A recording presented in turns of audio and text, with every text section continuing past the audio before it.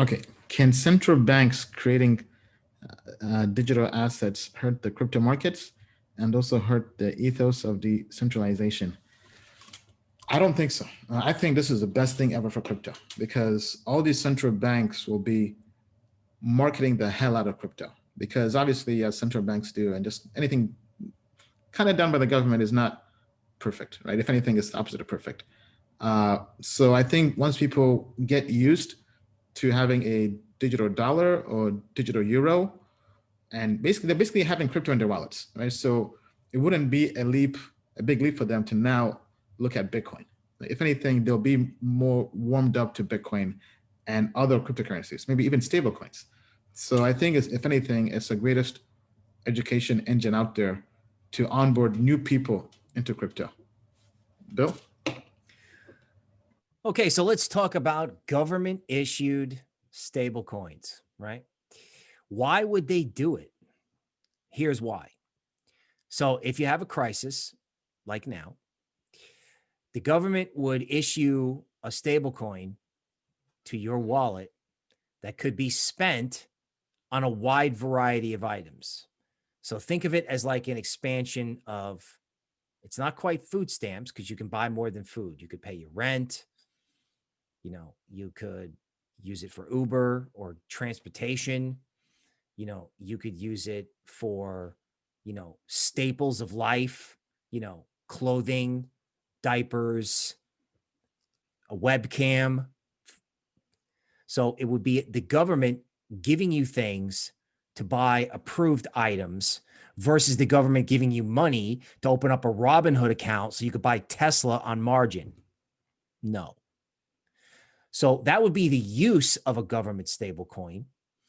Now, what the government also wants to do is they want to control how people on-ramp into crypto. They want visibility so bad actors don't use crypto to launder money, right? So theoretically, if you're going to go to crypto, you'd have to take your fiat and buy, Fed coin, and it would go through a government monitored blockchain, right?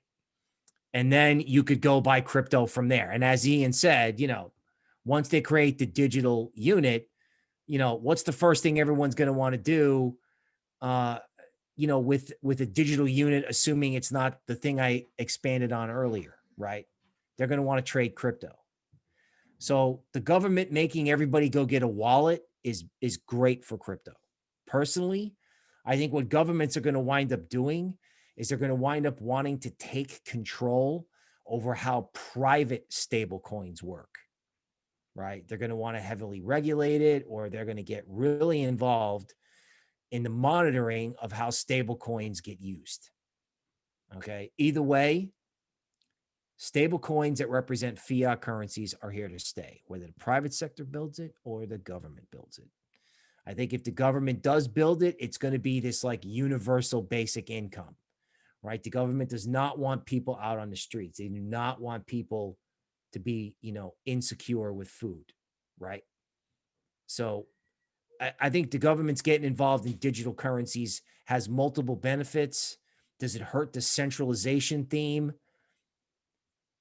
You know what, folks? They're going to have Bitcoin, Ethereum, and Polkadot. Those three highways, I mean, that's like the George Washington Bridge, the Lincoln Tunnel, and the Holland Tunnel, right? Crypto, the bus is leaving. The rocket ship is launching. Okay.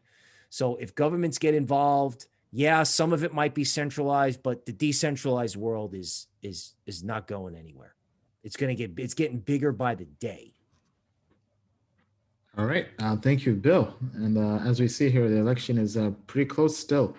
So it might be going in for a while. So tell us what you think down in the comments below.